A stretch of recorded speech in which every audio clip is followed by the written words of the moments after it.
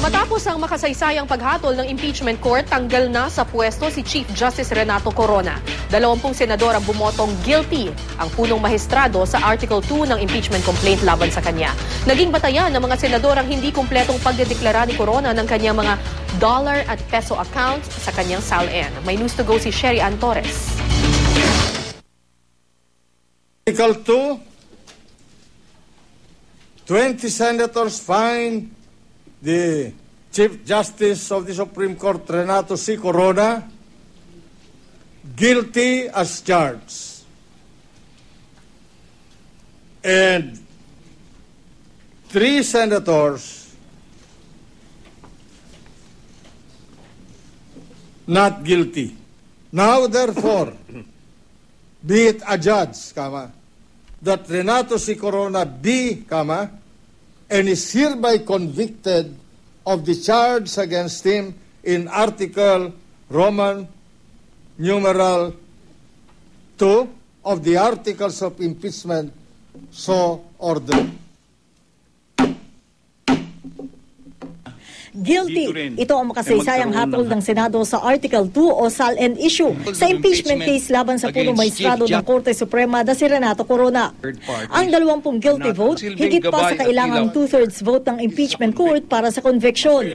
Kabilang sa 20 senator judge na bumotong guilty si Corona ay sina Senador Edgardo Angara, Alan at Pia Cayetano, Franklin Drilon, Francis Escudero, Jingo Estrada, TG Gingona, Gringo Hunasan, Panfilo Lacson at Lito Lapid.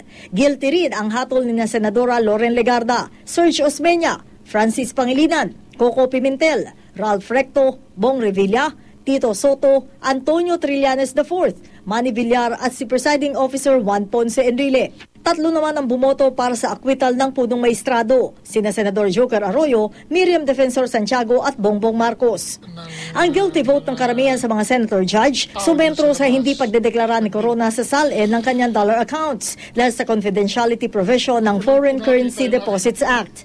Gayun din ang ilan niyang peso accounts dahil commingled daw ito o pinaghalo-halong pondo ng kanyang mga anak at ng pera ng family corporation na Basa Guidote Enterprises Incorporated.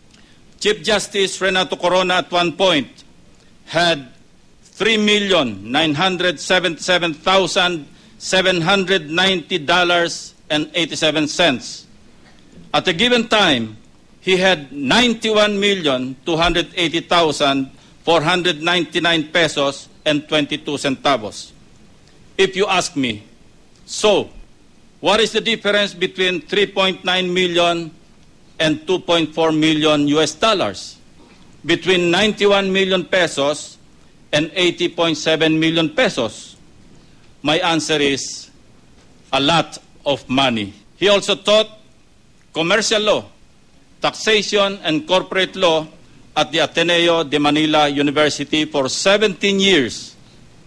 I find it hard to believe his testimony that he does not understand accounting. Hindi ko po matanggap ang interpretasyon ng pinakamataas na hukom ng ating bansa na yung $2.4 million ay hindi kailangan ideklara sa SALN sa ilalim ng 6426. It is his moral, human, constitutional duty to choose to protect the Constitution and not himself. Ang interpretasyon ng punong maestrado ng pangingibabaw umano ng confidentiality clause ng FCDA sa Code of Conduct ng Public Officials kung saan nakapaloob ang SALN declaration, di raw matanggap ng ilang senador. This kind of interpretation, Mr. President, would encourage aspiring thieves in government to simply hide all their loot in FCDU accounts. Bilang punong maestrado, siya ay dapat na may higit na kalaman at pag-unawa sa diwa ng batas at tungkulin niyang ipatupad ito na walang bahid ng pagtatakip sa pansariling interes. Sa paliwanag ng mga senador, makailang beses na banggit ang kasong hinatulan sa Korte Suprema noon, kung saan ang isang court interpreter ay tinanggal sa serbisyo matapos hindi ideklara sa kanyang SALN ang pwesto sa palengke. Kung ating mga batas tulad ng Republic Act 6713 ay nagpaparusa ng dismissal sa isang ordinaryong kawani ng gobyerno sa paglabag ng mandato upang maiwasan ang katiwalian wala po akong nakikitang dahilan para po hindi ipatupad ang parehong batas na ito sa isang punong maestrado. Mr. President, we are all guided by the basic principle of equal application of the law. Dahil dito, nagkaroon umano ng bahid sa integridad ng lider ng hudikatura. Doubt is the opposite of faith. And faith is the source of hope. Doubt does not happen in our brain where reason lives, but in our hearts where our moral compass rests. Bilang pinakamataas na mahistrado ng bansang ito, ang kanyang panunungkulan ay dapat walang bahid kahit katiting. Hindi po ako nagmamarunong-marunong dito. Ang ginagamit ko lang po dito, konsensya. Representante ng masa na hindi nakapag-aral, hindi marunong mag-English, ni walang alam sa batas. The question, Mr. President, is quite simply, is the Chief Justice alleged failure to disclose a true and complete statement of assets as mandated by the Constitution, and whether this constitutes culpable violation of the Constitution and or betrayal of public trust. It's all the more difficult for me because I took my oath before this man. As a lawyer, to me, minor inaccuracies in the SALN, such as parking lots or a unit whose ownership is under contention, would not amount to betrayal of public trust. In fact, corrections are allowed under the law. But the failure to declare $2.4 million and some 80 million pesos is not minor. Pag nawala po ang tiwala ng taong bayan, dapat po bumaba na sa pwesto. On the accusation made in Article 2, I find the respondent guilty. Ginoong Pangulo, batay sa ebidensya, sa mga mismong mga sinabi at pag-amin ng nasasakdal, at bilang pagkilala sa kasagraduhan ng saligang batas ng Pilipinas, ito ang hatol ko. Ang nasasakdal na punong mahistrado ng Korte Suprema ay hindi na po karapat-dapat sa pagtitiwala ng sambayanang Pilipino. Mr. President, I vote to convict the accused Chief Justice of the Supreme Court. Maraming salamat po. The Senate Impeachment Court must restore the people's faith in the judicial system. The Senate must bring about a higher level of moral standard in governance. I therefore find for the people guilty on Article 2. Ano po ang nagsabi na kapag ang isang huwes ay nagsisinungaling, hindi lang ito dapat sibakin sa pwesto, dapat pa ho ito madisbar bilang abogado. Sa kanyang mga labi na mismo nanggaling na nararapat siyang makonvict at masibak sa pwesto. Batas para kay Juan ay batas din para kay Renato. Therefore, the Senator Judge finds the respondent Chief Justice Renato C. Corona guilty of culpable violation of the Constitution and betrayal of public trust under Article 2 of the Articles of Impeachment. The very same Constitution that he had sworn to obey and uphold makes it mandatory for a public officer like him to submit a true declaration under oath of his assets, liabilities, and net worth. Thus, I vote guilty on Article 2. I have come across Supreme Court decisions whereby lower court judges had been dismissed and deprived of all their benefits for simple infractions of law or missteps in judicial conduct.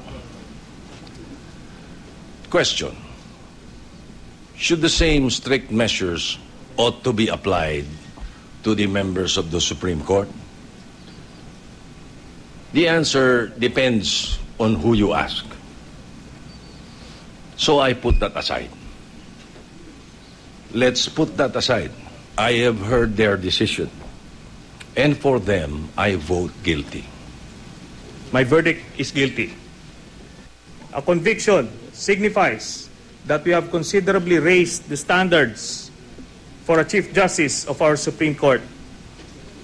He must not only possess vast legal knowledge and wisdom necessary to interpret the law according to its spirit and intent, but more importantly, he must have unquestionable moral integrity and strength of character to render him impervious to corruption and political pressure as he administers justice for our country and people. Mabuting tao si CJ Corona. Subalit, dito po sa issue ng FCDO account, nagkamali po siya rito. Naniniwala po ako na dapat pantay-pantay ang implementasyon ng batas na ito. Mayaman man o mahirap, miyembro man ng Korte Suprema o pangkaraniwang mamamayan. Kaya po ako ay bumoto ng guilty. Huling bumoto si Presiding Officer Juan Ponce Enrile. I maintain that the constitutional principle of public accountability under Article 11 of the Constitution overrides the absolute confidentiality of foreign currency deposits. But there is nothing in RA number 6426, which prohibits the depositor from making a declaration on his own of such foreign currency funds. Ang tatlong senador na bumoto na not guilty, iginiit na hindi sapat ang basehan ng pagpapa-impeach sa pinakamataas na opisyal ng hudikatura. Sa mga argumento na the Foreign Currency Act violates the Constitution, I was already hoping with all my heart that God would strike me dead. There is no conflict between the Constitution and the Foreign Currency Act. The perceived conflict is so simplistic that it is seriously laughable. Galit kayo dahil ginabit ko ang salita na kagaguhan. I repeat, kagaguhan yan. Bakit matawagin na quasi-judicial itong proceedings na ito? If it's all purely political, and anyone can have his own opinion. O marami pala tayo sa atin ay honest. Why is the Philippines often, or if not all the time, why is the Philippines always ranked as one of the most corrupt countries in the whole world? Tumigil na kayo ng kapapangkapan nyo, mga artista. Merong mga politiko na alam natin kung anong loopholes nila sa SALN. I cannot imagine removing a Chief Justice on account of a SALN. Today, we are one step from violating the Constitution. The Chief Justice believed that he was under no legal duty to declare these deposits pursuant to RA 6426, which affords absolute confidentiality to all foreign currency depositors. Granting, therefore, that the Chief Justice violated the SALN law, this certainly does not rise to the level of an impeachable offense. May mga senador naman bumoto ng guilty na pinapurihan ang pagpirma ni Corona ng waiver na nagbubukas ng kanyang accounts at SALN sa publiko. Nais ko pong muling batiin si Chief Justice Corona dahil sa kasaysayan ng ating bansa, siya ang alam kong kauna-unahang opisyal na naglakas loob at nag-execute ng waiver para buksan ang lahat ng kanyang mga deposito sa bangko. Sana po siya at ang kasong ito ang magsilbing hudyat para sa isang bagong simula sa ating bansa. Isang bagong simula kung saan hindi na pwede ang dating gawi. Hindi na pwede ang dati nating nakasanayan. Panahon na po ito marahil. Nataasan natin ang antas ng pamantayan ng mga naninilbihan sa pamahalaan. Ika nga ni Congressman Fariñas, kung di natin pinapalusot si Chief Justice Corona, pues tayo din, wag nang magpalusot. Sherian Torres, GMA News.